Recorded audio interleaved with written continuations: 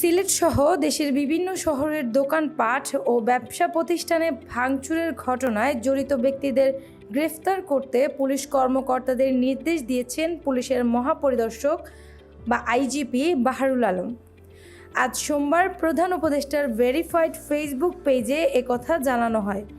আইজিপির নির্দেশনায় বলেছেন, আমাদের কাছে হামলাকারীদের ভিডিও ফুটেজ আছে, তাদের চিহ্নিত করা হচ্ছে, অবিলম্বে তাদের গ্রেফতার করা হবে। বাংলাদেশ পুলিশ এখন এটা নিয়ে কাজ করছে।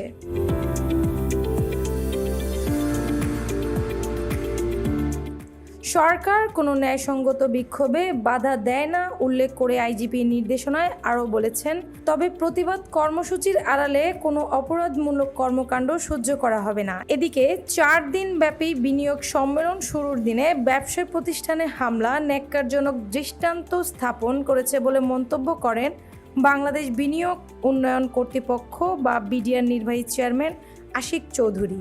বিডার নির্বাহী চেয়ারম্যান বলেছেন, যখন আমরা বাংলাদেশকে বিনিয়োগের জন্য ইতিবাচকভাবে তুলে ধরতে শীর্ষ সম্মেলন আয়োজন করেছি, তখন এ ধরনের ন্যাক্কারজনক দৃষ্টান্ত আমাদের জন্য অত্যন্ত দুর্ভাগ্যজনক।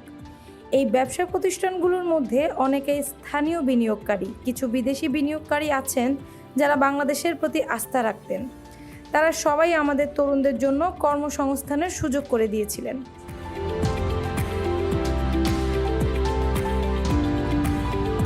আশিক চৌধুরী বলেছেন, যারা এই জঘন্য ভাঙচুর চালিয়েছে তারা দেশের কর্মসংস্থান, অর্থনৈতিক প্রবৃদ্ধি ও স্থিতিশীলতার বিরোধী। হামলায় ক্ষয়ক্ষতির শিকার বাটার পক্ষ থেকে রাতে ফেসবুকে ক্রেতাদের উদ্দেশ্যে একটি বার্তা দেওয়া হয়েছে। তাতে বলা হয়েছে, বাটাকে ঘিরে কিছু বিভ্রান্তিকর কথা ছড়ানো হয়েছে, যেখানে বলা হচ্ছে প্রতিষ্ঠানটি ইসরায়েলি মালিকানাধীন বা ইসরায়েল প্যালেস্টাইন সংঘর্ষে রাজনৈতিকভাবে জড়িত। বাটা একটি ব্যক্তি মালিকানাধীন প্রতিষ্ঠান, যার যাত্রা শুরু হয়েছে চেক প্রজাতন্ত্র থেকে এবং কোনো রাজনৈতিক সংঘর্ষের সঙ্গে সম্পর্ক নেই। দুঃখজনকভাবে এই ভ্রান্ত ধারণার ফলে বাংলাদেশে আমাদের কিছু আউটলেট সম্প্রতি ব্যাপক ভাঙচুরের শিকার হয়েছে।